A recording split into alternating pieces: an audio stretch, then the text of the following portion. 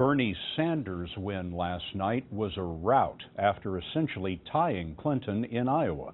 Today, in his boyhood neighborhood in Brooklyn, we asked about his plan for America and whether he can win on the harder road ahead. You looked like you were having fun at your victory party. I was. Might be your last one. It only gets harder from here.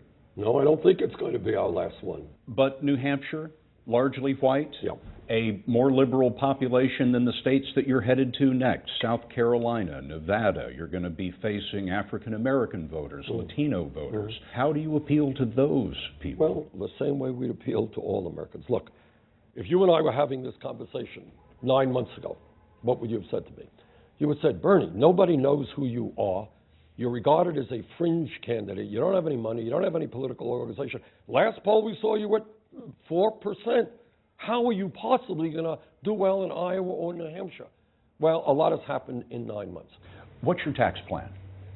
My tax plan is that at a time of massive income and wealth inequality, where the top 1/10 of 1% now owns almost as much wealth as the bottom 90%, yes, we are going to ask the wealthiest people in this country and the largest corporations to start paying their fair share of taxes. But tax increases you envision for people in what income brackets? How low?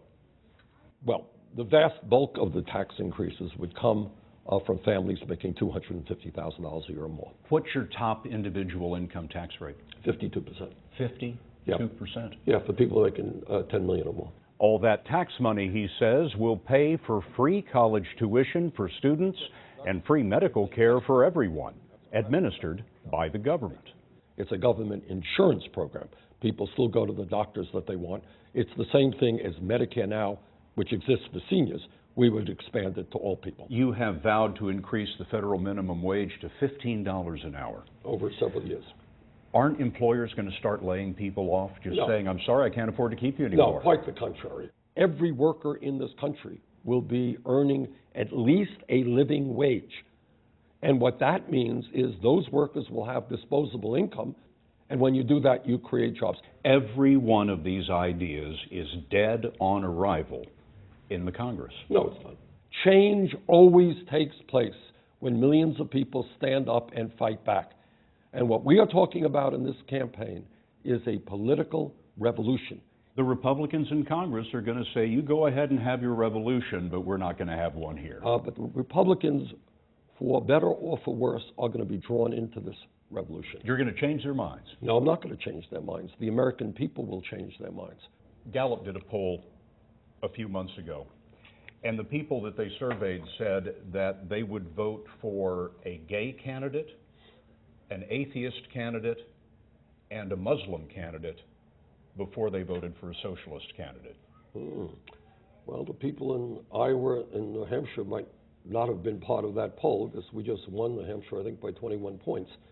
And we came in a virtual tie in Iowa. Look, let's not scare people with words, okay? All right? Social Security, terrible, awful program. It's one of the most popular programs in American history. It's a socialist program. The United States Postal Service is often regarded as one of the more popular federal programs. It's a socialist program. Veterans Administration, of which most veterans feel really good about. That's a government health insurance program. If you look around countries around the world, I mean, the ideas that I'm proposing, Scott, are not radical ideas.